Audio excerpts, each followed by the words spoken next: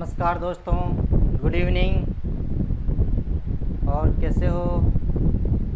आपकी तैयारी को कंटिन्यूटी बनाए रखने के लिए आज हम वापस नेक्स्ट क्लास लेके आ रहे हैं आपके सामने। जो कारक प्रकरण की पूर्व वाली क्लास अपने देखी थी, द्वितीय विभक्ति की उपपदी विभक्ति, उसके बाद नई विभक्ति आती है अपनी कौन सी? तृतीय विभक्ति। और तृतीय विभक्ति से संबंधित जितने भी सूत्र आते हैं, जितने भी उपपदी विभक्ति से संबंधित जो पद आते हैं, उन सबको आज अपन यहाँ अध्ययन करेंगे। और अपनी जो तैयारी है बराबर बनाए रखें, लगातार बनाए रखें। और हर टॉपिक के बाद एक न एक टॉपिक का आप अपने नोट्स में तैयार करते रहें, क्योंकि आने वाले जो एग्ज़ाम हैं संस्कृत से रिलेटेड, उन सभी एग्ज़ाम को अपन को क्लियर करना है। और देखते हैं आज अपन तृतीय विभक्ति। तो तृतीय विभक्ति के अंतर्गत कौन सा कारक आता है, इस कारक का अध्ययन करते हैं। तो इसमें कारक होता है, कारक कौन सा होता है? करण कारक। कौन सा कारक होता है? करण कारक। करण कारक कौन सा कारक? करण कारक। और इसका चिन्ह क्या होता है? चिन्ह, तो इसका चिन्ह होता है कौन सा? तो वो चीज़ देखते हैं अपन, से द्वारा। कौन सा चिन्ह होता है? से द्वारा। तो ये अपना तृतीय विभक्ति जो पढ़ने जा रहे हैं उसमें कारक कौन सा है? तो आपके पहला क्वेश्चन तो यहाँ से निकल के आता है कि करण कारक में कौन सी विभक्ति प्रयोग होती है? तो करण कारक में तृतीय विभक्ति का प्रयोग किया जाता है और चिन्ह आता है से द्वारा। अब इसकी जो मुख्य पहचान होती है कि कहाँ कहाँ कौन कौन से शब्दों में किस प्रकार की पहचान होती है तृतीया के अंदर, उस चीज़ को आज अपन देखेंगे। ये आपको किसी भी गाइड में, किसी भी नोट्स में नहीं मिलेगा। सिर्फ और सिर्फ अपनी क्लास में आपको प्रत्येक विभक्ति की अपनी अपनी पहचान मिलेगी। इस चीज़ से अपन अपना जो शब्द रूप आते हैं, उन शब्द रूपों को रटन विद्या से मुक्त होकर के और एकमात्र पहचान के आधार पर अपने शब्द रूप, अपने कारक, अपनी अशुद्धि संशोधन जितने भी हैं वो अपन यहाँ से क्लियर कर सकते हैं। तो देखिए, तृतीया की जो पहचान होती है, उस तृतीया की पहचान में एक वचन, द्विवचन और बहुवचन कौन कौन से? सबसे पहले अपन बात करते हैं कि पिक्स जो द्विवचन है, इस द्विवचन में, तृतीया के द्विवचन में हमेशा कोई सा भी शब्द रूप हो, उसमें आपको भ्याम मिलेगा। क्या मिलेगा? भ्याम। एक्स वाई जेड, कोई सा भी शब्द रूप हो, एक्स वाई जेड, सभी शब्द रूपों के अंदर तृतीया के द्विवचन में आपको भ्याम मिलेगा। इसके बाद फिर बहुवचन में देखते हैं कि बहुवचन में क्या मिलेगा। तो बहुवचन में आपको आई प्लस विसर्ग, ये तो आता है आपके केवल और केवल अकारांत पुल्लिंग में। किसमें? अकारांत पुल्लिंग में। किसमें आएगा? अकारांत पुल्लिंग में आई प्लस विसर्ग। जैसे अपन राम शब्द देखते हैं, बालक शब्द देखते हैं, तो वहाँ पर क्या आता है अपने पास? रामई। क्या आता है? रामई। और उसी प्रकार बालक शब्द में आता है बालकई। क्या आता है? बालकई। तो राम शब्द और बालक शब्द मतलब अकारांत जो पुल्लिंग शब्द होंगे, अकारांत पुल्लिंग शब्द में आपको आई प्लस विसर्ग मिलेगा।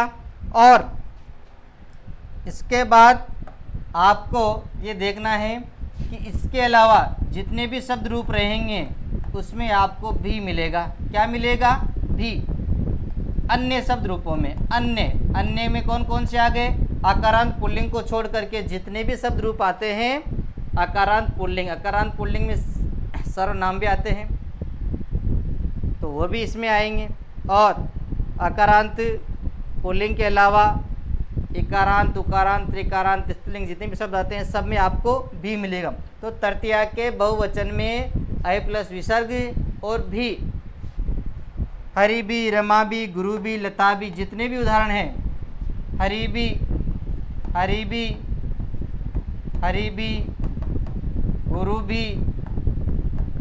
गुरु भी, रमा भी, ये सारे उदाहरण तृतीया के बहुवचन के हैं। किसके हैं? तृतीया के बहुवचन। बात आती है अपनी किसमें, एक वचन की। किसकी बात आती है, एक वचन की। तो देखते हैं दोस्तों, एक वचन में अपन को सबसे पहले एन और एण, एन और एण, ये तो आता है आपके किसमें, अकारांत पुल्लिंग में। किसमें आता है, अकारांत पुल्लिंग में।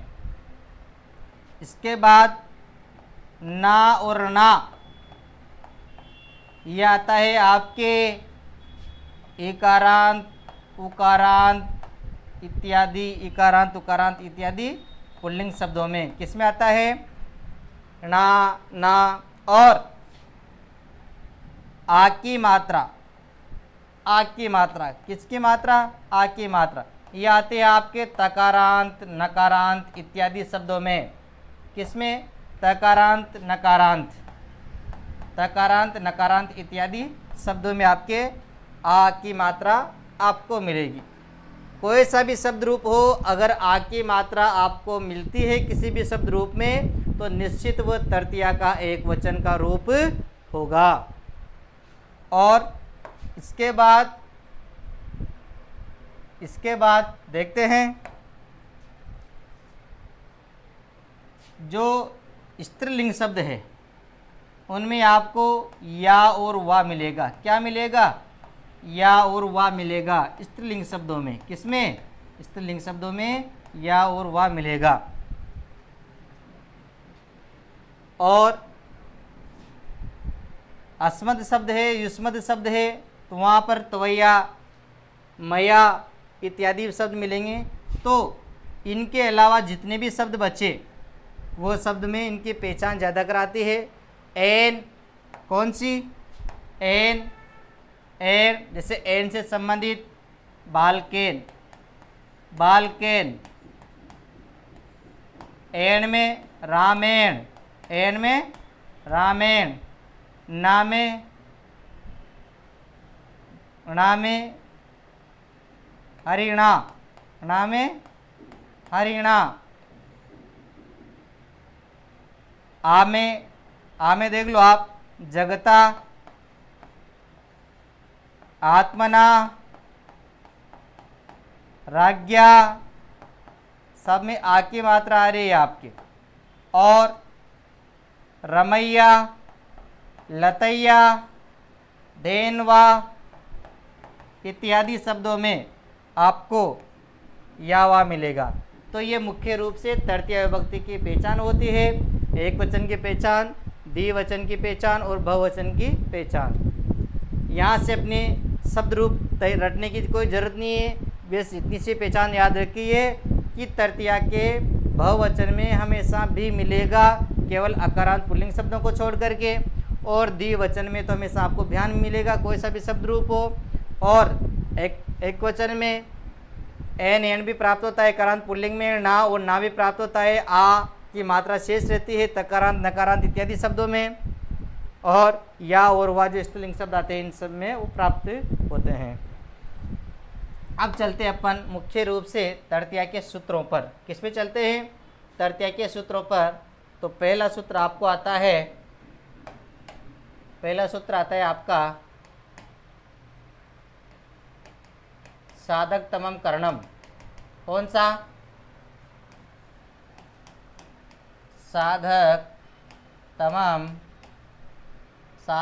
कर्णम, साधक तमम कर्णम। यह है आपका तृतीया विधेयक सूत्र। क्या है, करण विधेयक सूत्र, करण विधेयक सूत्र, करण संज्ञा का विधेयक सूत्र, करण संज्ञा विधेयक सूत्र, करण संज्ञा विधेयक सूत्र है। ये कौन सा है, करण संज्ञा है। तो ये सूत्र क्या करता है, ये करता है करण संज्ञा विधेयक सूत्र। क्या करता है, करण संज्ञा विधेयक सूत्र। अब साधक तमम कर्णम वर्ती बताइए यहाँ पर इन्होंने, वर्ती वर्ती बताइए कि क्रिया सिद्धो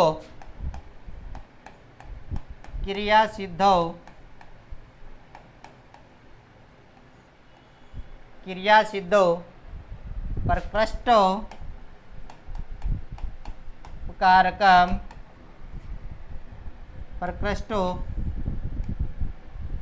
करण संज्ञा स्यात्। देखिए दोस्तों, क्रिया सिद्धो प्रकृष्टो कारकम क्रम संज्ञा स्यात्। क्रिया की सिद्धि में, किसमें? क्रिया की सिद्धि में, किसमें? क्रिया की सिद्धि में जो कारक होता है, तो कारक होता है वही करण कहलाता है। क्या कहलाता है? करण कहलाता है। यूँ कह सकते हैं अपन कि जो क्रिया है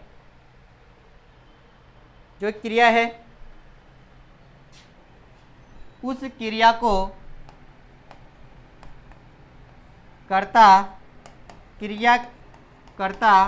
क्रिया को सिद्ध करने में जिस उपकारक या जिस साधन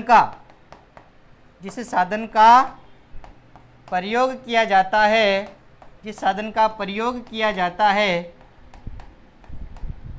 है उस कारक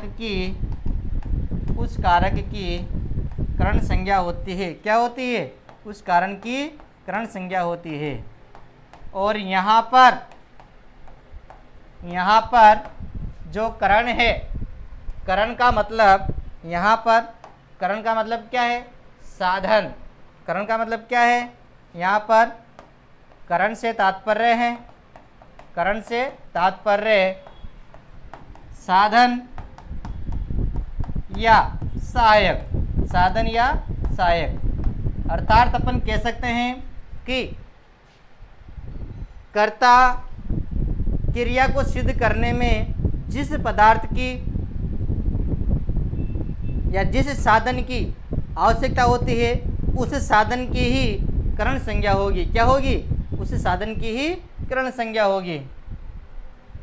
और साधन में ही तृतीय विभक्ति होती है। क्या होती है? साधन में तृतीय विभक्ति होती है।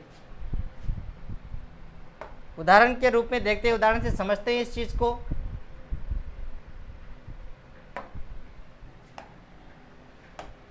उदाहरण के रूप में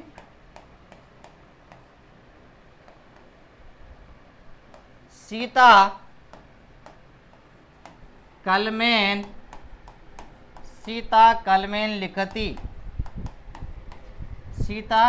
लिखती। अब यहाँ पर सीता क्या है? करता है। क्रिया क्या है? लिखती। तो सीता लिखती है किससे? कलम से। साधन क्या है यहाँ पर? कलम। साधन क्या है? कलम। तो यहाँ पर साधन क्या हो गया? कलम हो गया। और साधन कलम हो गया तो यहाँ पर क्या हो जाएगी? कलम में तृतीया विभक्ति हो जाएगी, क्योंकि सीता लिखने का काम कर रही है किससे?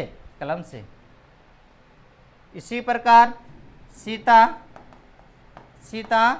कलम से लिखती है।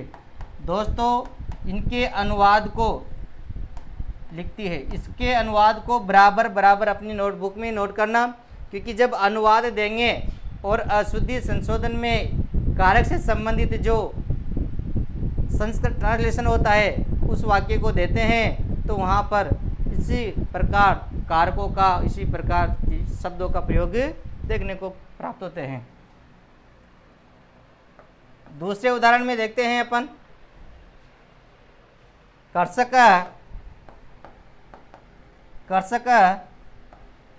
हलेन कर्षति। किसान जो होते हैं वो हल के द्वारा खेती करते हैं। किसान क्या करते हैं? हल के द्वारा। तो यहाँ खेती किससे करते हैं? किसान हलेन, हल के द्वारा। तो यहाँ पर क्या हो गया? यहाँ पर जो करण कारक हुआ किस में हुआ? हलेन शब्द में हुआ। किस में हुआ? हलेन शब्द में करण कारक हुआ। तो सूत्र था साधक तमम करणम, करण संज्ञा विधायक सूत्र है और कहता है कि क्रिया सिद्धो प्रकृष्टो कारकम किम संज्ञा स्यात्, क्रिया की सिद्धि में उत्कृष्ट कारक की कौन सी संज्ञा होती है? तो करण संज्ञा होती है। क्रिया की सिद्धि में उस कारक को करण कहलाता है। और यहाँ पर ध्यान रखना, करण शब्द का तात्पर्य क्या है? करण का मतलब होता है साधन या सहायक, साधन या सहायक, साधन या सहायक। तो नोट कीजिए अपनी कॉपी में, दोनों उदाहरण यहाँ पर हैं। इसके बाद अगला आता है तृतीय विभक्ति सूत्र। कौन सा आता है? तृतीय विभक्ति सूत्र। दूसरा सूत्र आता है कर्तृकरणयो तृतीया। कौन सा? कर्तृकरणयो तृतीया, कर्तृकरणयो तृतीया, कर्तृकरणयो तृतीया। यह है तृतीय विधायक सूत्र। कौन सा है? तृतीय विभक्ति का विधायक सूत्र है, तृतीय विभक्ति का विधायक सूत्र है कर्तृकरणयो तृतीया। और वर्ती में बताया अनुक्त कर्ते करणी तृतीया स्यात्, अनुक्त कर्तरी करणे तृतीया स्यात्। दोस्तों अच्छी तरह समझना कि यहाँ पर आपके पहले वाले पूर्व वाली क्लास में भी जो अपन विभक्तियाँ पढ़ी थी द्वितीय विभक्ति, उसमें उक्त अनुक्त शब्द आया था, वहाँ अनुक्त कर्मणी द्वितीय आया था। और यहाँ पर आ रहा है अनुक्त कर्तरी, अनुक्त कर्तरी, अनुक्त कर्ता में। तो अनुक्त कर्ता और करणे और करण में, और करण में, अनुक्त कर्ता व करण में तृतीय विभक्ति होती है। कौन सी विभक्ति होती है? तृतीय विभक्ति होती है, तृतीय विभक्ति होती है। अब अनुक्त कर्ता क्या है? अनुक्त कर्ता दोस्तों ध्यान रखना, वाच्य अपन ने पढ़े थे। वाच्य जानते हैं कि वाच्य तीन प्रकार के होते हैं, कर्तृवाच्य, कर्मवाच्य और भाववाच्य। जो कर्मवाच्य और भाववाच्य होते हैं, उस कर्मवाच्य और भाववाच्य का जो कर्ता होता है वह अनुक्त होता है। जिसमें क्रिया कर्ता के अनुसार नहीं लगती है वह अनुक्त है, जिसमें कर्ता की प्रधानता होती है वो उक्त है। तो यहाँ पर अनुक्त कर्ता कौन से में? एक तो कर्मवाच्य में, एक तो कर्मवाच्य और भाववाच्य। कर्मवाच्य व भाववाच्य जो वाक्य होते हैं, इनमें जो कर्ता होते हैं वह क्या होते हैं? अनुक्त होते हैं। क्या होते हैं? अनुक्त। इसका मतलब कि यहाँ पर कर्ता के अनुसार क्रिया का प्रयोग नहीं होता है और कर्तृवाच्य में कर्ता के अनुसार क्रिया का प्रयोग होता है, तो वहाँ पर उक्त कर्ता होता है। तो कर्मवाच्य और भाववाच्य में जो कर्ता होता है वह अनुक्त होता है और अनुक्त कर्ता में क्या रहती है? तृतीय विभक्ति रहती है। लेकिन यहाँ पर कर्ता और करण दोनों में क्या होती है? तृतीय होती है। तो बहुत इंपॉर्टेंट उदाहरण है जो अधिकतर एग्जाम में पूछा जाता है। क्या पूछा जाता है? अधिकतर एग्जाम में पूछा जाता है, जो लघु सिद्धांत कौमुदी का उदाहरण है। रामेण बाणेन बाली हती, रामेण बाणेन बाली हता। यहाँ पर देखना, राम में और बाण में, राम तो हो गया अनुक्त कर्ता, क्या हो गया? अनुक्त कर्ता, और बाण हो गया करण साधन, बाली हता। तो राम के द्वारा बाण से बाली को मारा गया। साधन क्या है? यहाँ पर बाण है। किसके द्वारा? राम के द्वारा। तो यहाँ पर बाणेन, रामायण में और बाणेन में तृतीय विभक्ति होगी। तो अगर इसका सूत्र आता है तो कर्तृकरणयो तृतीया का इम्पोर्टेंट उदाहरण यही आता है। जो जिला लेवल पर जो रेट की जो परीक्षा हुई थी उसमें राज संबंध से संबंधित जो जिला की संस्कृत की परीक्षा थी उसमें यहाँ से ये क्वेश्चन पूछा गया था, उदाहरण देके और सूत्र पूछा गया था। तो इसको भी स्टार लगा लो। कौन से सूत्र से इस वाक्य में इस वाक्य का प्रयोग हुआ है। अब कर्मवाच्य और भाववाच्य से संबंधित भी अपन एक उदाहरण देखते हैं। कर्मवाच्य और भाववाच्य से संबंधित, तो यहाँ पर जब तृतीय विभक्ति लगाएंगे अपन तो लक्ष्मी की क्या हो जाएगी, लक्ष्म्या हरि, लक्ष्म्या हरि सेव्यते। ये कर्मवाच्य का वाक्य है। किसका वाक्य है, कर्मवाच्य का वाक्य है। और कर्मवाच्य के वाक्य में लक्ष्म्या यहाँ पर जो है उसमें किसका, अनुक्त कर्ता का प्रयोग हुआ है। किसका हुआ है, अनुक्त कर्ता का प्रयोग हुआ है। यहाँ पर अनुक्त कर्ता का प्रयोग हुआ है। लक्ष्म्या हरि सेवते। तो ये था उदाहरण कौन सा, कर्तृ करने से तृतीय विभक्ति का। कर्ता और अनुक्त कर्तरी, अनुक्त कर्तरी, अनुक्त कर्तरी का विभक्ति भाव होती है अनुक्त कर्तरी। अनुक्त कर्ता में तृतीया होती है, उक्त कर्ता में प्रथमा होती है और अनुक्त कर्म में द्वितीय विभक्ति होती है। तो उक्त अनुक्त से संबंधित अगर कर्ता करण कर्म आता है तो आपको जरूर ध्यान रखना है कि कौन कौन से में किस किस कौन सी विभक्ति का प्रयोग किया जाता है। नेक्स्ट चलते हैं अगले सूत्र में। जब तक आप इसको नोट कीजिए अपनी नोटबुक में बहुत अच्छी तरह से, ताकि एक बार आपको अपनी नोटबुक में उतारने के बाद किसी भी प्रकार की कोई किसी भी गाइड की किसी प्रकार की कोई ज़रूरत नहीं पड़ेगी।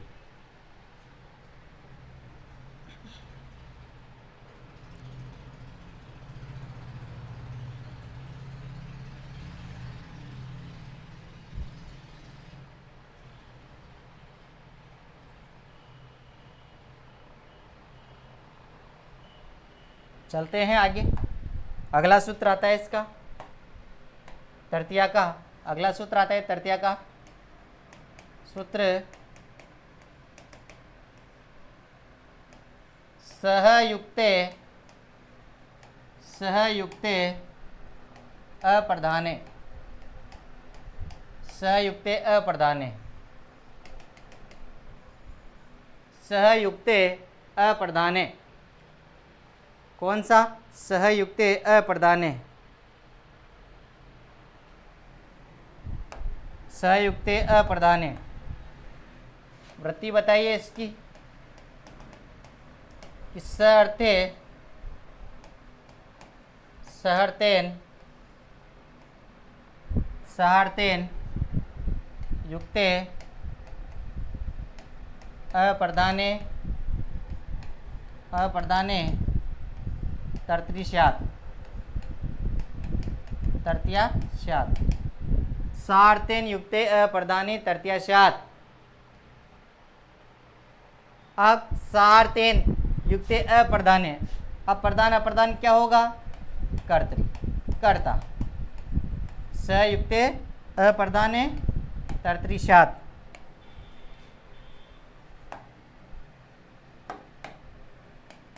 देखिए दोस्तों, सह सह शब्द है स अर्थेन, सात अर्थ में, सात अर्थ में, सात अर्थ से युक्त जितने भी पद होते हैं, सात अर्थ से युक्त जितने भी पद होते हैं उसके साथ अप्रधान कर्ता में, कौन से में, अप्रधान कर्ता में तृतीय विभक्ति का प्रयोग होता है।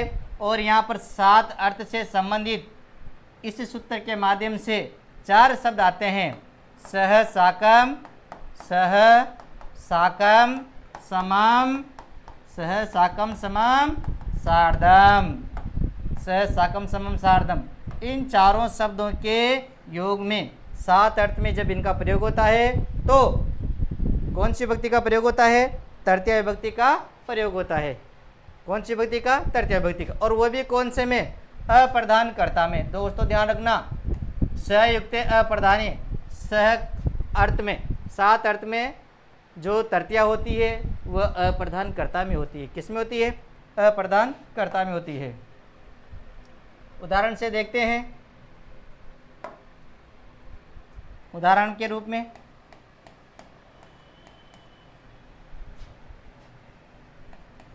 पुत्रेण, पुत्रेण पिता सह, पुत्रेण सह पिता, पुत्रेण सह पिता गच्छति, पुत्रेण सह पिता गच्छति। पुत्र के साथ, पुत्र के साथ, पुत्र के साथ पिता जाता है, पुत्र के साथ पिता जाता है। तो यहाँ पर प्रधानकर्ता तो हो गया, कौन सा? पिता। और अप्रधान हो गया, कौन सा? पुत्रेण सह, पुत्र के साथ पिता जाता है। इसी प्रकार दूसरा उदाहरण देखिए। दूसरा उदाहरण,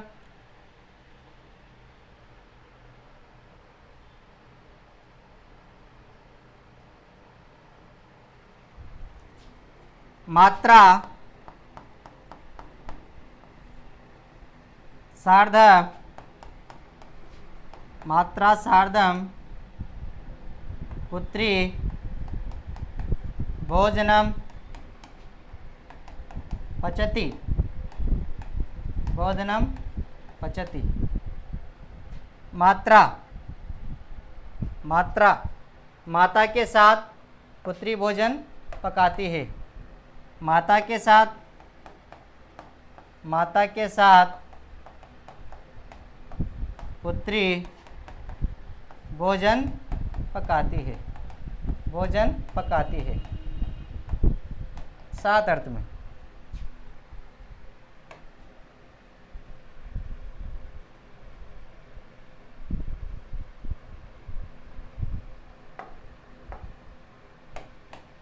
नेक्स्ट उदाहरण,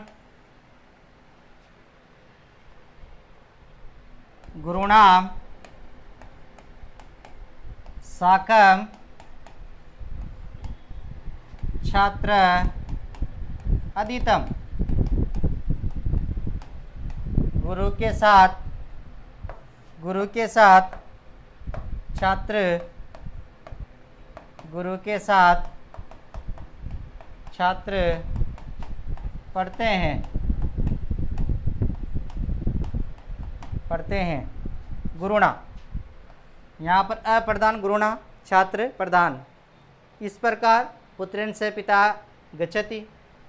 किसी भी प्रकार का अगर वाक्य आता है, जब दो कर्ता एक साथ आते हैं तो पूर्व वाला जो कर्ता होता है, अप्रधान जो कर्ता होता है, उसमें स अर्थ सहयुक्त प्रधान्य से तृतीया विभक्ति भवति।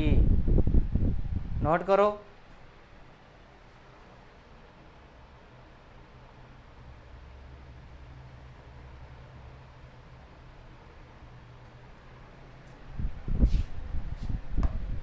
अगला सूत्र आता है अपना, बहुत इम्पोर्टेंट है, इसी का है सूत्र।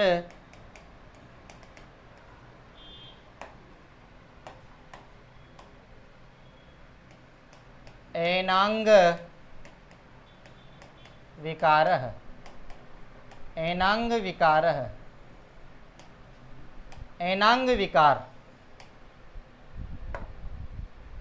दोस्तों इस सूत्र में याद रखना, एनांग विकार जो अंग विकृत, यूँ मान लो अंगवाचक जो शब्द होते हैं, अंगवाचक शब्दों, अंगवाचक शब्दों में, अंगवाचक शब्दों में तृतीया विभक्ति होती है, मतलब करण कारक होता है। कौन सा कारक होता है? करण कारक होता है या तृतीया विभक्ति होती है। करण कारक या तृतीया विभक्ति होती है। किसमें? अंगवाचक, अंगवाचक में ही होगी, न कि किसी उस अंगवाचक व्यक्ति की, व्यक्ति की नहीं, व्यक्ति की नहीं, केवल किसकी? अंगवाचक की। तो अंगवाचक जितने भी शब्द होते हैं, उन अंगवाचक शब्दों में तृतीया विभक्ति होती है एनांग विकार सूत्र से, एनांग विकार सूत्र से। देखिए, काकः नेत्रेण नेत्रेण काणः नेत्रेण काणः अस्ति। कौवा कौवा आँख से कौवा आँख से काणा है। कौवा आँख से काणा है। यहाँ पर नेत्रेण शब्द जो है वह एनांग विकार, यहाँ पर नेत्र अंग है, नेत्र आँख, तो यहाँ पर अंगवाचक की ही तृतीया होगी, न कि कौवे की होगी। इसी प्रकार दूसरा है सूरदास नेत्राभ्याम या अक्षिभ्याम अंधः आसीत्। नेत्राभ्याम या अक्षिभ्याम जो सूरदास जी है वह क्या थे? सूरदास जी दोनों आंखों से अंधे थे, दोनों आंखों से अंधे थे सूरदास जी। कौन? सूरदास जी दोनों आंखों से अंधे थे। इस प्रकार अंगवाचक की हो जाएगी।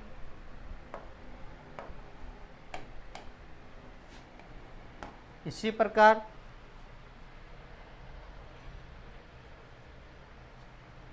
गांधी महोदये शीर्षः खलवाट शीर्षः खलवाट आसीत्। अब दोस्तों ध्यान रखना, मान लो अगर अपन को शीर्षा में विभक्ति पहचान में नहीं आती है, शिक्षा के शब्द रूप अपन को तैयार नहीं है, तो एक पहचान बताई थी कि जिसमें भी आ की मात्रा आती है, किसकी? आ की मात्रा आती है, तो उस आ की मात्रा की वजह से तृतीया विभक्ति हो जाएगी। तो शीर्षा शब्द जो है उसमें तृतीया विभक्ति हो रही है।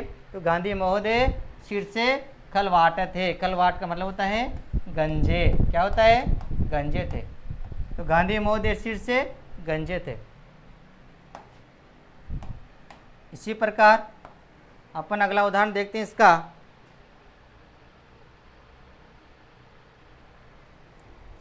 मंत्रा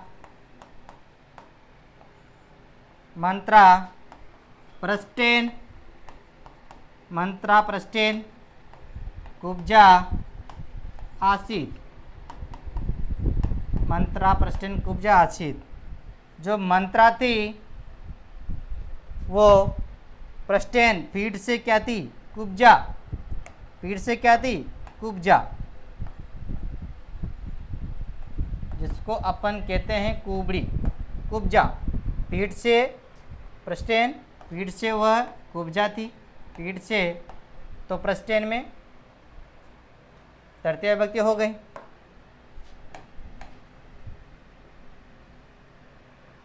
इसी प्रकार अगला उदाहरण देखते हैं अपन।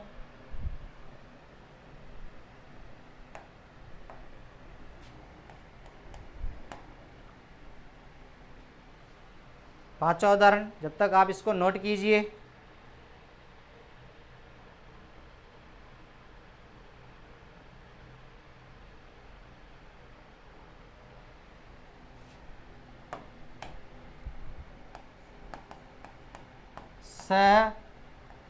शरीरेण वामन अस्ति। बहुत अच्छा उदाहरण है। वह शरीर से वामन है। वामन का मतलब होता है बोना। क्या होता है? बोना। तो ये भी क्या है? अपना शरीर का एक पार्ट है, बोना होना शरीर का। वह शरीर से बोना है।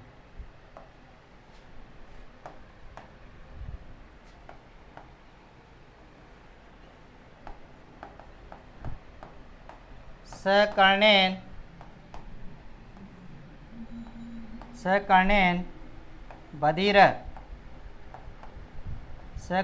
बधिर अस्ति। यहाँ कर्णेन भी हो सकता है और कर्णाभ्याम भी हो सकता है, क्योंकि एक कान से भी बहरा हो सकता है, दोनों कानों से भी बहरे हो सकते हैं। तो सकर्णेन बधिर अस्ति। इस प्रकार हमने देखा एनांग विकार सूत्र, एनांग जिसमें का अंग विकृत होता है, उस अंग विकृत की तृतीय विभक्ति होती है, न कि उसके व्यक्ति की। तो मैं समझता हूँ जहाँ तक तृतीय विभक्ति का सवाल आता है और तृतीय विभक्ति से संबंधित अगर अपनी कोई एग्जाम में क्वेश्चन आते हैं संस्कृत से रिलेटेड, तो निश्चित रूप से आप उसको फर्स्ट अटैम्प्ट पे ही क्या कर सकते हो, फर्स्ट अटैम्प्ट में भी पुटअप कर सकते हो। एक बार रीजन के रूप में वापस देखिए, तृतीय विभक्ति में कारक होता है, पहले क्वेश्चन बनता है आपका कौन सा करण कारक होता है, और चिन्ह आता है से द्वारा। इसकी पहचान देखिए अपन ने, ज़्यादातर इसमें अकारांत पुल्लिंग में एन आता है, ना आता है, आ की मात्रा तिर या और वाह स्त्रीलिंग में आते हैं, द्विवचन में हमेशा भ्याम आता है, और तृतीया का जो बहुवचन होता है इसमें अकारांत पुल्लिंग में तो क्या आता है, आई प्लस विसर्ग आता है, और अन्य जितने भी रूप होते हैं उसमें सब में भी आता है। इसके बाद इसका पहला सूत्र आता है साधक तमम करणम, करण संज्ञा विधेयक सूत्र है, क्रिया सिद्धो प्रकृष्टो कारकम करण संज्ञा स्यात्। क्रिया की सिद्धि में जो कारक होता है, क्रिया की सिद्धि में क्रिया को जो सफल बनाने में जो कारक होता है उसकी करण संज्ञा होती है। और यहाँ करण से तात्पर्य क्या है, साधन सहायक, सीता काल में लिखती और कर्षक हलेन कर्षति। नेक्स्ट है कर्तृकरणी से तृतीया, कर्तृ और करण में, कर्ता और करण में, कौन से करण में, कौन से कर्ता में, अनुक्त अनुक्त कर्तृकरणे तृतीया, अनुक्त कर्ता में तृतीया विभक्ति होती है। रामायण बालेन बाली हति, लक्ष्म्या हरि सेवते। और इसी के बाद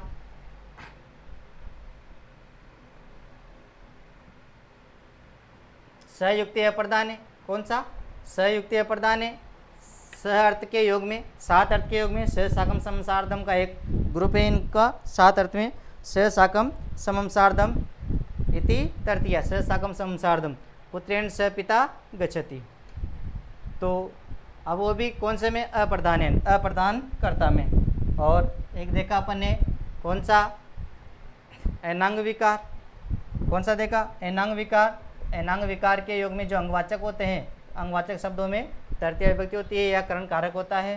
कहा का नेत्रेन कारण अस्ति, इस प्रकार सारे उदाहरण देखें तो मैं समझता हूँ तृतीय से संबंधित जो उदाहरण थे वो, और तृतीय से संबंधित जितने भी सूत्र थे, इंपॉर्टेंट सूत्र, रीड की दृष्टि से देखिए आप, बेस्टिस की दृष्टि से देखिए, तो वो आप अपनी कॉपी में नोट कीजिए।